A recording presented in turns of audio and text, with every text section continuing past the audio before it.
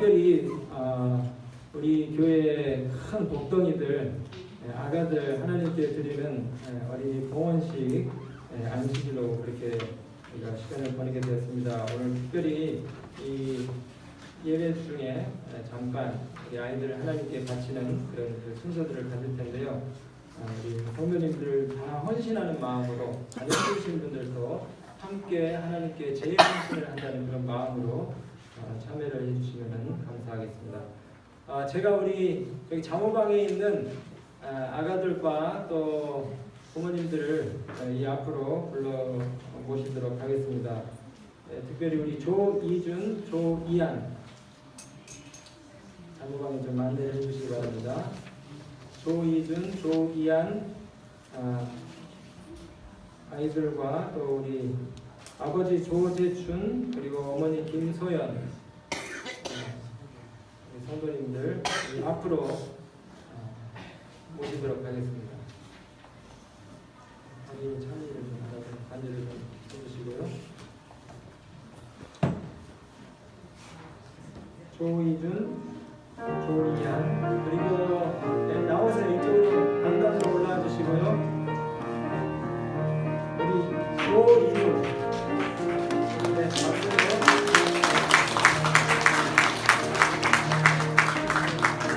일단 너무 서시고 우리 성도님들 향해서 좀 바라봐 주시기 바랍니다.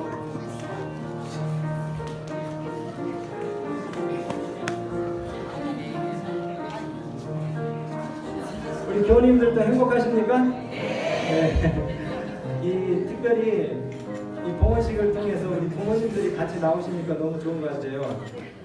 애기 아빠들이 함께 자리를 가져주셔서 정말 감사합니다. 아까도 말씀드린 것처럼 이 봉헌식은 우리 아기를 가지신 부모님들 뿐만이 아니라 이미 자녀를 키우신 분들 또 앞으로 자녀를 가지실 모든 분들이 함께 우리 교인들이 헌신하도록 이렇게 마련된 순서이기 때문에 더욱더 축복스러운 그런 시간인 것 같습니다. 저도 이제 오늘 봉헌식을 이렇게 이제 하려고 보니까 아이고 애들을 좀 더 하나님께 더 헌신하는 잘 키웠으면 좋았을 거야 하는 그런 마음에 감사함과 고생이 있는데요. 특별히 하나님께서 우리 이한이, 이준이, 이루 정말 사랑받는 그와 같은 귀한 자녀들로 우리 부모님 대신 또 양육시켜주시고 키워주시게 되길 바랍니다. 오늘 제가 이 자녀 교육에 대한 설교를 하지는 않고요. 이미 2주 동안 지난번에 말씀을 나눴기 때문에 짧은 성경 말씀 몇 절 읽고 또 귀한 그 교훈의 말씀 하나 읽고 바로 우리 아이들을 봉헌하는 기도를 하도록 하겠습니다. 그 신명기 6장에 보면요. 모세를 통해서 하나님께서 주신 기별 가운데 하나님의 그 계명과 율례를 자녀들한테 부지런히 가르치려 그렇게 말씀하셨습니다. 앉았을 때든지 누웠을 때든지 길에 행할 때든지 들어오고 나가고 이 자녀를 하나님의 말씀으로 그렇게 양육하라고 권면하셨고요. 또 시편 127편에 보면은 자식은 여호와의 주신 기업이라고 이렇게 말씀을 하면서 이 아이가 우리 가정과 교회에 얼마나 큰 소중한 자산인지를 말씀을 하시면서 에베소서 6장 4절에 다시 주의 교양과 훈계로 이 아이들을 양육하도록 이렇게 말씀을 하셨습니다. 제가 우리 유아들 엄마들 그 밴드가 이제 있는데 거기에다가 엊그저께 올린 그 글인데요. 약간 그 압축해서 이 말씀을 좀 소개를 해드리려고 합니다. 이 세상에서 아무리 위대하고 큰 결과를 가져오는 일일지라도 사람에게 위탁된 일 가운데 아버지와 어머니들에게 부과된 일보다 더 중요한 일은 없다.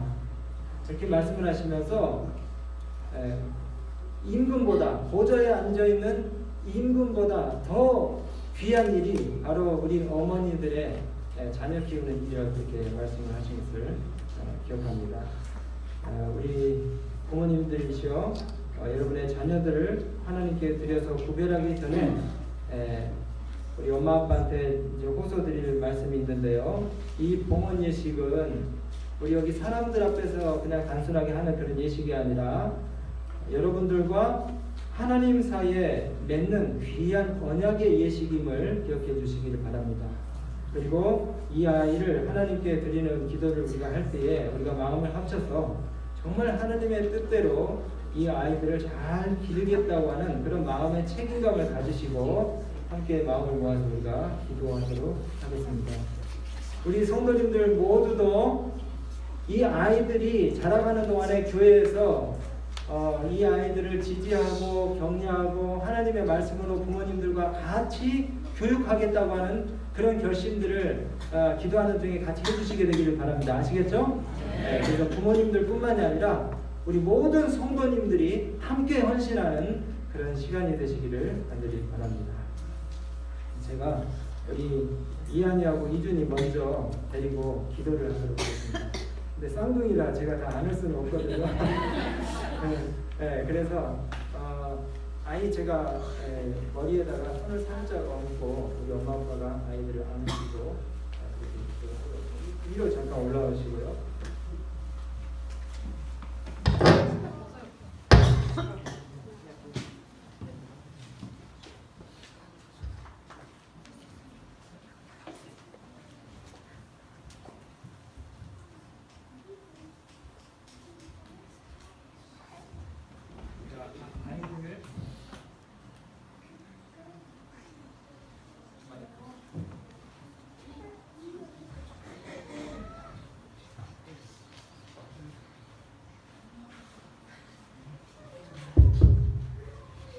네, 제가 아이들 머리에다 손을 얹었다고 이렇게 하고 기도를 하도록 하겠습니다. 우리 다 함께 하나님께 헌신하는 마음으로 우리 자녀들을 위해서 기도하도록 하겠습니다.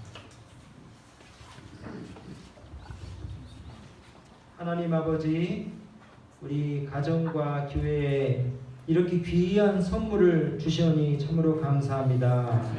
우리 이완이와 이준이 주님의 사랑과 교훈으로 잘 양육되어져서 하나님의 농원에 유용히 쓰이는 큰 일꾼 되게 하여 주시고, 특별히 기도드리옵기는 세상이 너무나 악하고 험해서 이 아이들이 세상의 악한 조류 가운데 휩쓸릴까 저희가 염려하고 두렵습니다. 주님, 이 아이들이 정말 예수님처럼 순결하고 깨끗하고 지혜롭고 또 건강한 아이들로 자라나도록 주님 축복하시고 또 우리 부모님들에게 지혜를 더하여 주시옵소서. 주님, 우리 부모님들에게 끊임없는 열성과 에너지를 허락하여 주셔서 우리 자녀들 그냥 생각날 때만 잠깐 돌보는 것이 아니라 매 순간 매 분초 정말 지혜롭게 시간들을 잘 활용하여서 우리 아이들에게 그 애정과 사랑을 투자하고 또 하나님의 교훈을 주지시킴으로 인해서 이 아이들이 정말로 지혜롭고 총명한 그와 같은 하나님의 사랑받는 귀한 아이들로 자라나게 하여 주시옵소서. 오늘 또 기도드리옵기는 우리 모든 성도님들이 한 마음으로 우리 이한이와 이준이를 지지하고 격려하고 또 교육하는 데 함께 동참하여서 이 교회의 큰 제목들로 성장시키기를 원하오니 주님, 우리 모두의 헌신의 마음을 받아 주시옵소서. 주님의 크신 축복이 오늘 이후로 주님 오실 때까지 우리 이 두 아이와 또 부모님에게 함께 해주시기를 간절히 바라오며 예수 그리스도 이름으로 기도드리옵나이다.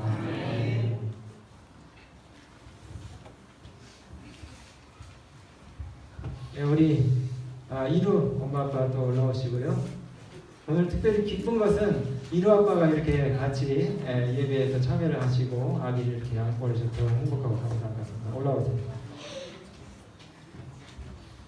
이 아이는 제가 안고 기도를 하더랬습니다. 우리 장로님 많이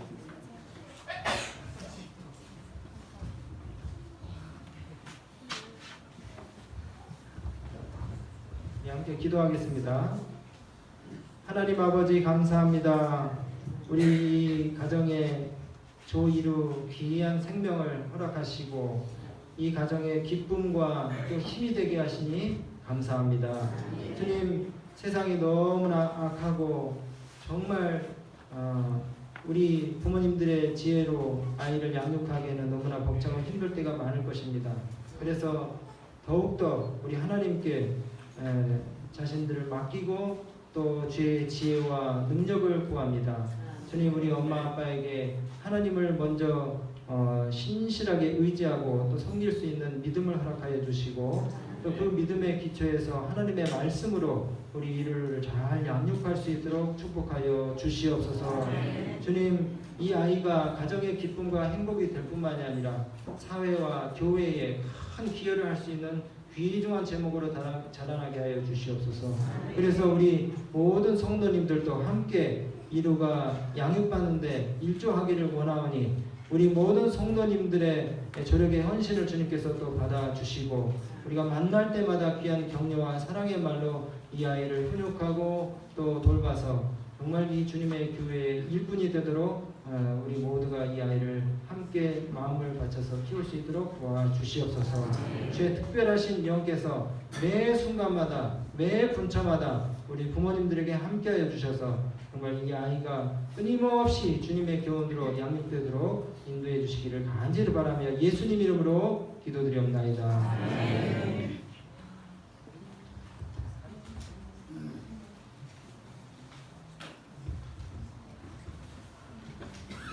네, 우리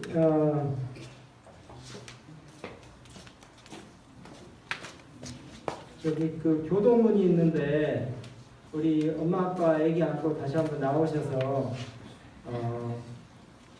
사약을 좀 하도록 하겠습니다. 하나님께 드리는 사약인데요. 제가 이 질문을 드리면은 우리 부모님들께서 예, 저희가 그렇게 하겠습니다. 이렇게 답변하시면 됩니다. 아시겠죠? 우리 성도님들을 바라보시고 예, 저희가 그렇게 하겠습니다. 이렇게 하시면 됩니다. 아시겠죠? 네. 자, 존경하는 부모님들이시여, 여러분의 자녀를 주님께 바치는 것이 여러분의 뜻이라면 지금부터 제가 묻는 말에 예, 저희가 그렇게 하겠습니다라고 대답해 주시기 바랍니다. 자, 여러분은 이 아이가 하나님의 선물임을 인정하고 하나님의 축복에 대하여 진정한 감사를 드리시겠습니까? 네, 그렇게 하겠습니다. 네.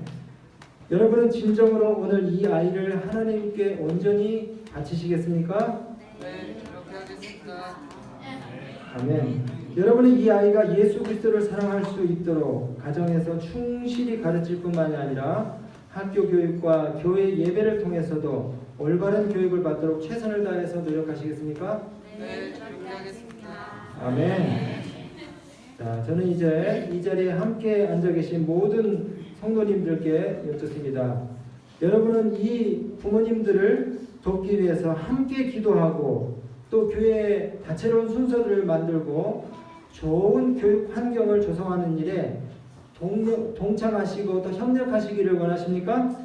네, 저희가 그렇게 하겠습니다. 네, 우리 엄마 아빠뿐만이 아니라 모든 성도님들이 그렇게 함께 헌신하기로 결심하신 것에 대해서 감사를 드립니다. 우리 가정봉사부장님, 재선 집사님 나오시고요. 계신가요? 안 계세요? 그러면은 제가 이 봉헌증서를 대신 낭독하고 드리도록 하겠습니다. 우리 뒤돌아봐 주시고요.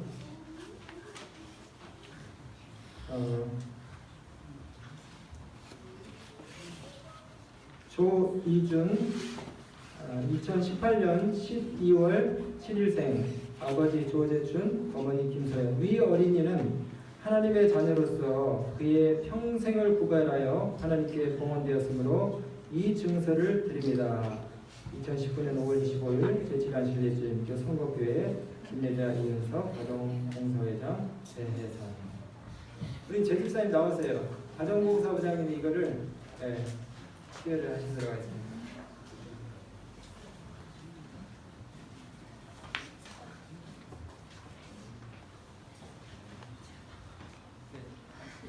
자, 이게 전달하실 때 박수로.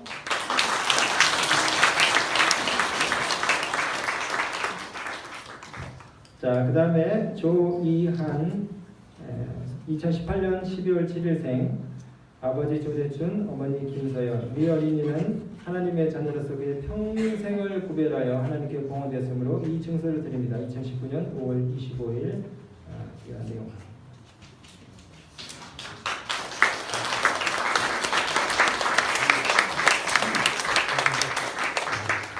그 다음에 우리 조이루 2019년 2월 1일생 아버지 조영환 어머니 오예원 위 어린이는 하나님의 자녀로서 그의 평생을 구별하여 하나님께 공헌되었으므로 이 증서를 드립니다. 이하배영 같습니다.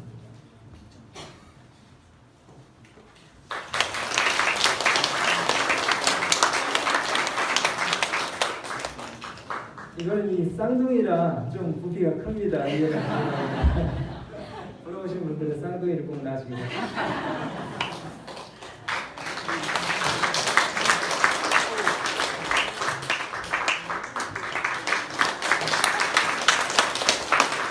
네, 우리 인사하시고 들어가시면 되겠습니다.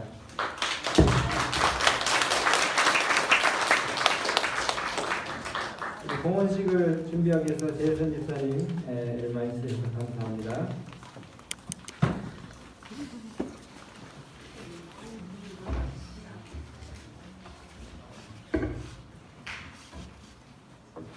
저도 이제 한 10년 만에 이렇게 뭐 예식들을 하고 이렇게 하니까 여러모로 서툴고 좀 부족한 점들이 많은데 우리 성도님들이 이해를 해주셔서 감사합니다.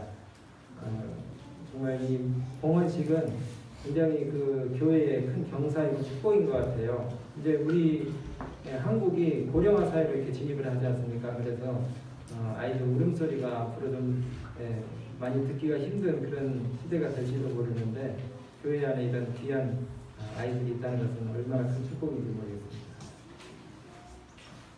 우리 성도님 여러분 다시 한번 인사드리겠습니다. 행복한 안식일입니다. 오늘은 믿기만 하면 구원, 믿기만 하면 구원인가 이런 제목으로 말씀의 은혜를 나누고자 합니다. 우리 하나님의 말씀 빌립보서 2장 12절 말씀을 다시 보도록 하겠습니다. 빌립보서 2장 12절입니다.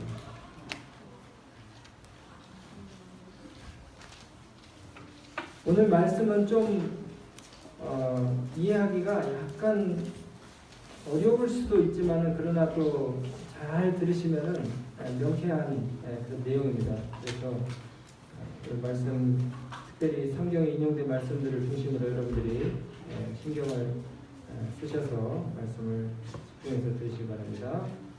빌립보서 2장 12절 그러므로 나의 사랑하는 자들아 너희가 나 있을 때뿐 아니라 더욱 지금 나 없을 때에도 항상 복종하여 두렵고 떨림으로 너희 구원을 이루라.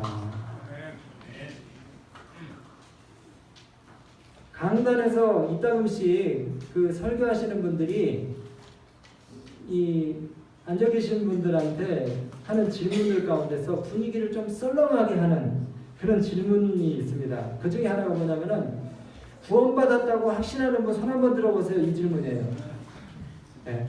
목사인 저도 밑에 앉아서 그런 질문을 받으면 좀 당황스러워요. 왜냐하면 손을 들자니 좀 부끄럽습니다. 그래서 다른 사람들 시선이 의식이 되면서 아이고 니까지 이게 무슨 구원이야. 너 지금도 속에서 시기심, 질투심, 그 다음에 뭐 음욕, 탐심 다 품고 있으면서 네가 구원받을 수 있을 것 같아? 뭐 이렇게 생각하는 것 같아요.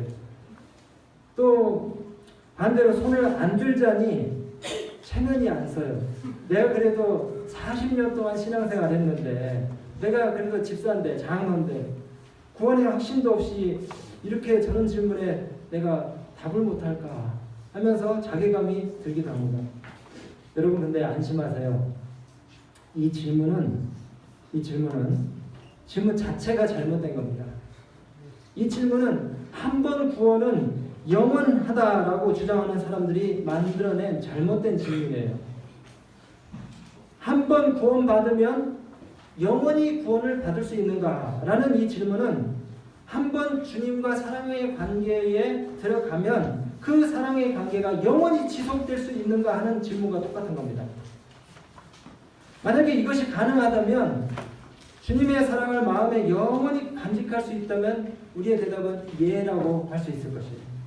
그러나 주님과 맺은 사랑의 관계를 스스로 포기하고 죄악의 즐거움에 거하기를 원하는 사람은 아니오라고 답할 수밖에 없습니다. 여러분 우리가 때로 성경에서 모든 우리 이 의문점들에 대한 답을 다 찾아야 되겠지만은 어떤 것들은 성경의 증거들을 굳이 찾지 않아도 상식선에서 명쾌하게 답변들을 찾을 수 있는 질문들이 있음에도 불구하고 우리를 늘 헷갈리게 하는 잘못된 구원의 공식들이 있어요. 여러분, 우리가 구원 문제를 생각하려면 먼저 하나님 편에서의 정의와 인간 편에서의 정의를 우리가 나눠야 합니다. 하나님께서는 구원의 밥상을 모든 사람에게 제한 없이 다 차려놓으셨어요. 아멘입니까? 요한복음 3장 16절에 뭐라고 말씀하셨어요? 하나님의 세상을 이처럼 사랑하사 독생자를 주셨으니 이는 저를 믿는 자마다. 여기에 제한이 있습니까? 제한이 없어요. 믿는 모든 사람에게 멸망치 않고 영생을 주시겠다고 그렇게 말씀하셨어요. 편견 없는, 제한 없는 그분의 이름을 믿는 자들에게 구원의 기회를 주시겠다고 약속하셨습니다. 근데 여러분, 문제가 있어요. 문제가 어디에 있냐면 우리 쪽에 문제가 있습니다. 우리 쪽에, 우리 인간 편에 문제가 있어요. 믿음으로 그리스도 안에 거했다 할지라도 예수님과의 관계를 잠깐 멈춘 사이에 뭐가 들어옵니까? 죄가 틈을 타서 우리를 구원으로부터 멀어지게 합니다. 한 번 구원받으면 그 구원이 계속 유지되는 것이 아님을 여러 부분에서 우리가 알 수 있어요. 갈라디아서 3장 3절에 너희가 이같이 어리석으냐? 성령으로 시작하였다가 이제는 육체로 마치겠느냐? 성령으로 시작했다가 뭡니까? 하나님과 관계가 멀어져서 육체로 마치는 사람들이 있다는 거예요. 시대의 소망 2번에 보니까 이런 말씀이 있더라고요. 만일 우리가 그리스도의 이끄심에 우리 자신을 맡기지 아니한다면 사단은 금세 우리의 마음을 점령해서 자기의 거처로 삼을 것이다. 뭐 이거는 제가 주석하지 않아도 여러분 스스로에게 물어보세요. 그렇다고 말할 수밖에 없습니다. 악에 대한 유일의 방어책은 그리스도의 의를 믿음으로 말미암아 마음속에 그리스도를 품는 것이다. 하나님과 산 연결을 맺지 않으면 우리는 결코 자기를 사랑함과 자아 방종과 죄에 대한 유혹에 부정한 영향을 대항할 수 없다. 대항할 수 없다. 좀 부정적인 표현이긴 하지만 사실입니다. 우리는 많은 악습을 버릴 수 있을 것이며 얼마 동안은 사단과의 관계를 끊을 수 있을 것이다. 그러나 순간마다 자신을 굴복시킴으로 하나님과 산 연계를 가지지 아니한다면 우리는 금세 패배할 것이다. 여러분, 그래서 다윗 같은 사람도 한순간 구원을 경험한 듯 했는데 이 사람이 엄청난 죄들을 저질렀잖아요. 그죠? 자기 충성스러운 부하장수도 죽이고 그 다음에 남의 여인을 갖다가 자기 부인으로 취하는 그런 끔찍한 죄를 자신을 신뢰했기 때문에 다윗이 저지른 것이에요. 우리가 예수님을 우리 안에 모시는 삶을 끊임없이 한다 그러면은 우리의 구원은 보장됩니다. 그리고 자신 있게 우리가 구원받았다고 말할 수 있을 것이에요. 그렇기 때문에 오늘 이 시간 우리의 의지와 결심들을 주님께로 드리기로 마음먹으시고 주님, 제 안에 오셔서 제 뜻과 생각을 취하십시오라고 그렇게 기도하시게 되기를 바랍니다. 그러면 여러분들 다 구원받으실 거예요. 그런데 이게 지속이 돼야 돼요. 예배당 딱 벗어나자마자부터 주님과 멀어지면은 우리의 구원은 보장이 된 게 아닙니다. 끊임없이 하나님의 초청과 그 관계 속에 들어가는 경험을 계속해서 해야 되는 것입니다. 왜요? 우리는 죄의 유전자를 가진 사람들이기 때문에 그래요.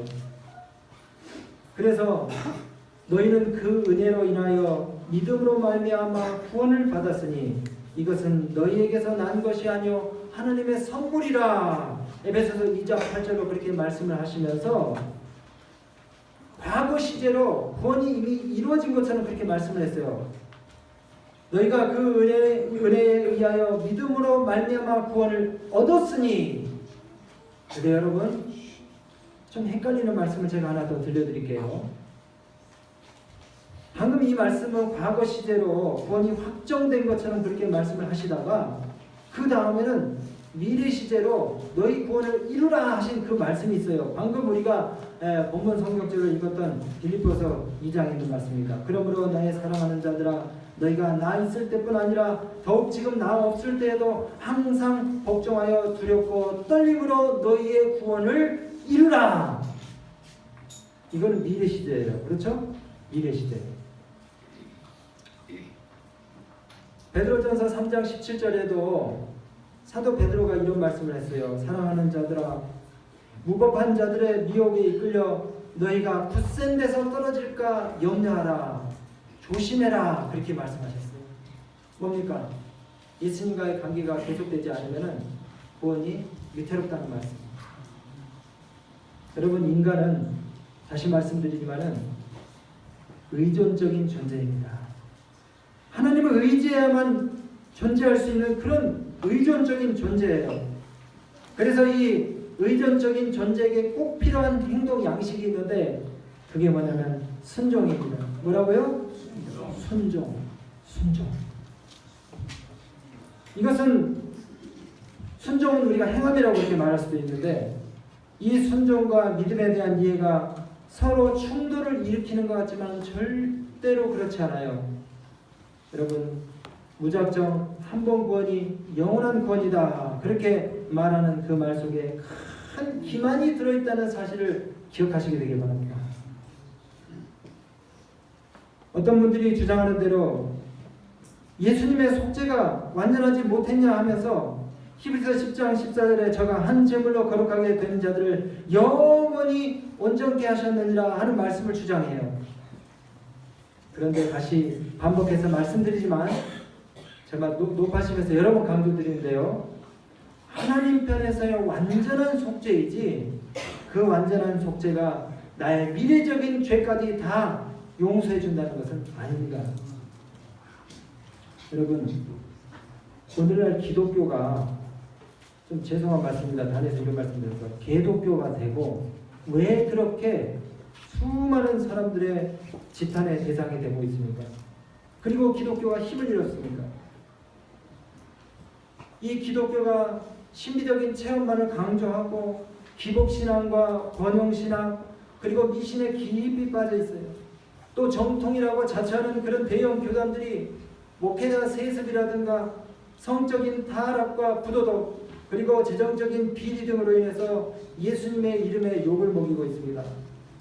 아무렇게나 살아도 구원이 보장되는 것처럼 여전히 우리 교회로 오세요. 우리 교회로 오세요. 이 교회만 오면 무조건 구원은 보장됩니다.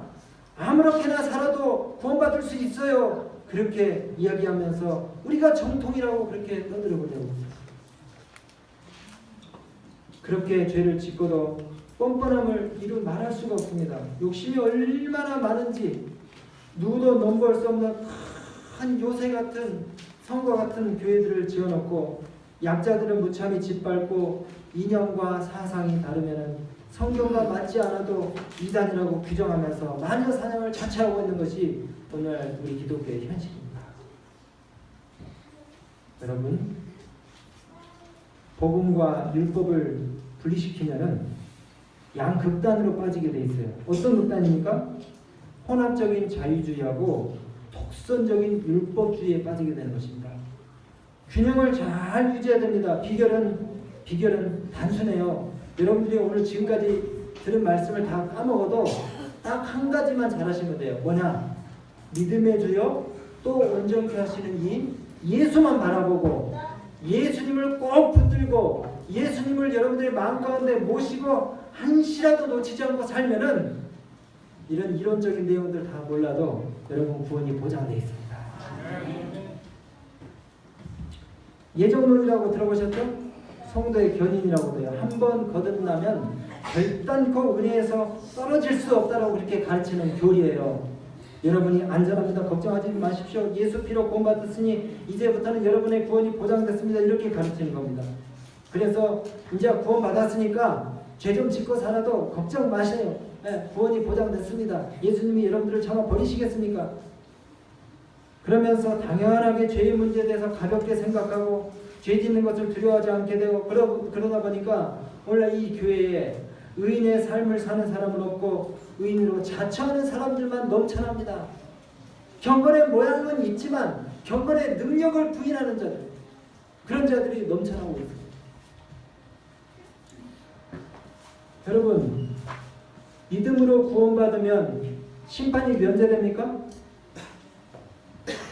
어떤 목사님이 하신 말씀이 참 인상적이에요. 한 번의 믿음으로 정죄해서 용서받고 의롭게 되어서 더 이상 심판이 없다면은 요한계시록 20장 12절에 요한이 본 계시는 도대체 뭐냐 이거예요. 요한계시록 20장 12절에 이런 말씀이 있습니다. 또 내가 보니 죽은 자들이 물론 대수하고 그 보좌 앞에 섰는데 책들이 펴 있고 또 다른 책이 펴 있으니 곧 생명책이더라. 죽은 자들이 자기 행위를 따라서 책들에 기록된 대로 심판을 받으니. 요한이 뭘 봤습니까? 요한이 심판정을 봤고요. 그 다음에 심판대 앞에 펼쳐진 책들을 봤어요. 그리고 물론대사하고 많은 사람들이 거기서 뭘 받는 장면을 봤어요? 심판을 받는, 뭘 따라서? 자기의 행위대로 심판을 받는 그런 장면을 보았다는 것입니다. 여러분, 예수님이 진행하시는 심판의 날이 있습니까? 없습니까? 있어요. 바울은 복음을 믿는 모든 사람들에게 이렇게 얘기합니다. 우리 모두가 다 심판대 앞에 설 것이라고. 곧 내 복음에 이른 바와 같이 하나님이 예수 그리스도로 말미암아 사람들의 은밀한 것을 심판하시는 그 날이라. 조사에서 심판하시는 날이 있어요, 없어요? 있어요.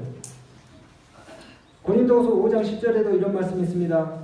이는 우리가 다 반드시 그리스도의 심판대 앞에, 그리스도의 심판대 앞에 드러나 각각 선악간에 그 몸으로 행한 것을 따라 받으려 함이라.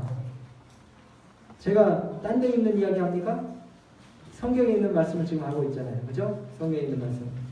로마서 14장 10절에 내가 어찌하여 내 형제를 판단하느냐, 어찌하여 내 형제를 업신여기느냐, 우리가 다 하나님의 심판대 앞에 서리라. 참 다행입니다. 참 다행이에요. 이 심판의 기별은요, 복음입니다. 우리가 좀 더 우리의 삶을 진지하고 그 다음에 면밀하게 우리 자신들을 살피면서 거룩하게 살도록 해주는 장치인 것이에요. 예수님이 현장에서 가늠하다 붙잡힌 여인에게 뭐라고 말씀하셨습니까?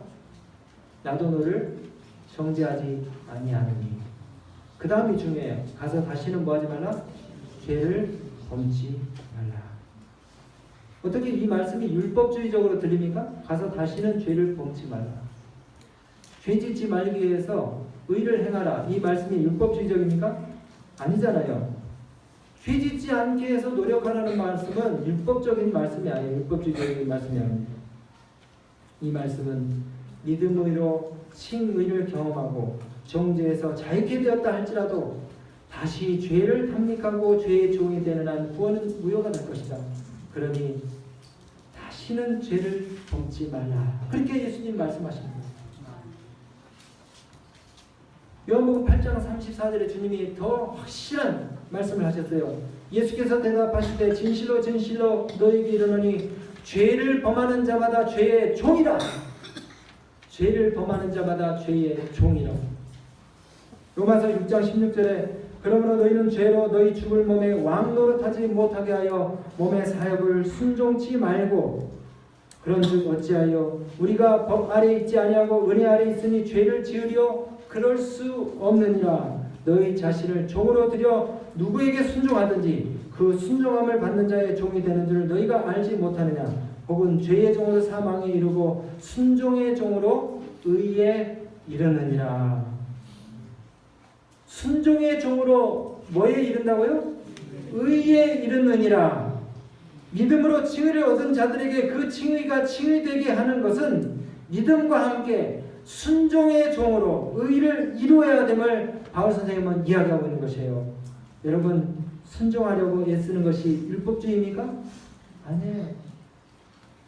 누가 하늘 거룩한 성문 영생에 들어갈 권세를 얻으며 누가 그 성 밖에 있게 될 것입니까? 요한계시록 22장 14절에 그 두루마기를 빠는 자들이 복이 있나니 이는 저희가 생명나무에 나아가며 문들을 통하여 성에 들어갈 권세를 얻으려 함이라 이렇게 말씀을 하시면서 이 두루마기가 무엇인지 마태복음 22장 12절과 계시록 19장 8절에 말씀하고 계신데 그것은 바로 예수님의 거룩한 세마포 품성을 의미한다고 얘기했습니다. 예수님의 거룩한 세마포인 품성을 우리가 가지지 아니하면은 우리가 하늘에 들어갈 수가 없다는 것입니다. 이것은 성도들의 옳은 행실인 것입니다. 저는 말씀을 이제 정리하면서요. 여러분, 무조건적인 구원의 확신을 가진 사람은 다 의인이고 자신의 연약성을 인정하고 죄를 슬퍼하며 내 몸을 쳐서 복종케 하려는 그런 사람, 하나님의 말씀에 순종하려고 몸부림치면서 사는 그 사람은 율법주의자입니까? 말도 안 되는 거죠. 그런즉 우리가 믿음으로 말미암아 율법을 해야하느뇨 그럴 수 없느니라 도리어 율법을 굳게 세우느니라. 아멘입니까? 아멘. 여러분, 예수님의 십자가의 구속과 십계명의 공의가 딱 만나야 우리의 구원이 완성이 되는 것입니다. 십자가에서의 예수님의 희생이 그리고 그분의 구속의 사역이 불완전하다고 불충분하다고 말하는 것이 절대 아닙니다. 그분의 구속의 사역이 그분의 용서의 은혜가 완전하고 완벽합니다. 그러나 온 우주 앞에서 하나님의 신실하심, 그분의 정당하심, 그리고 그리스도의 희생이 완전하게 드러나려면 주님의 도우심을 통한 우리의 완전한 순종이 지속되어야 합니다. 여러분, 칭의와 성화는 결코 분리될 수 없는 그런 개념이에요. 한번 칭의를 받는 것이 죽을 때까지 그 의로움을 지속시켜주는 것이 아닙니다. 그것은 주님이 오실 때까지 반복되어야 하는 그런 경험인 것이에요. 그래서 율법과 복음은 한 쌍입니다. 하나님의 보좌의 기초가 뭐라 그랬습니까? 율법과 하나님의 의예요. 칭의와 성화는 동시적인 개념으로 반복해서 주님 오실 때까지 이루어져야 되는 것입니다. 저는 이 말씀을 참 좋아해요. 하나님의 뜻대로 하는 근심. 우리 재림교인들이 다른 사람들에게 항상 밝고 긍정적이고 그 다음에 주변 분위기를 환하게 만들어주는 그런 정말 소금과 같은 사람이 다 돼야 되지만 우리 개인적으로 우리가 하나님 앞에 설 때는 면대할 때는 정말 두렵고 떨림으로 우리 자신을 성찰하는 가운데 늘 마음의 부담과 죄에 대한 그 어떤 그 부담들을 떨쳐버리기 위해서 주님과 내밀한 관계를 유지하면서 진지한 삶을 사는 그런 모습들을 보여야 될 것이라고 확신합니다. 여러분들 앞으로 죄 안 짓고 사실 자신이 있습니까? 여러분 자신으로는 대답할 수가 없어요. 그러나 예수님의 보혈의 공로를 우리가 힘입어서는 아멘 이렇게 대답할 수 있는 것입니다. 예수님을 내 안에 죽을 때까지 모시고 살 수 있다면 여러분은 구원 받은 것입니다. 그리고 구원 받을 것입니다. 그분의 십자가에서 이루신 구원을 마음에 계속 간직하고 살 수 있다면 우리의 구원은 보장된 것이에요. 제가 여러분 구원 받으셨습니까? 물으시면 여러분 아멘 하실 수 있는 것입니다. 오늘 수십 개의 성경절들을 제가 인용을 했지만 여러분 다 기억하지 못해도 됩니다. 중요한 것은 매 순간마다 주님 연약한 저를 도와주십시오. 저의 의지를 바쳐서 주님께 온전히 굴복하고 헌신합니다. 저를 주님의 뜻대로 사용하시고 저를 도와주세요. 끊임없이 기도하시게 되길 바랍니다. 그러면 여러분 마음 가운데 스트레스, 부담, 짐들, 그리고 미움, 다툼, 시기, 질투, 그리고 부적절한 정욕들 이런 모든 것들이 다 사라질 것입니다. 그리고 승리케 하시는 주님의 은혜가 여러분들의 삶 속에서 충만하게 경험되어질 것을 저는 확신합니다. 여러분 저랑 한 시간 동안도 주님 저를 도와주십시오. 저는 죄인입니다. 저는 연약합니다. 그러나 주님 한 분으로 인해서 제가 승리할 것을 믿습니다 하는 그 기도를 끊임없이 반복하심으로 인해서 기쁘고 행복한 한 주도 살아가시게 되기를 간절히 바랍니다.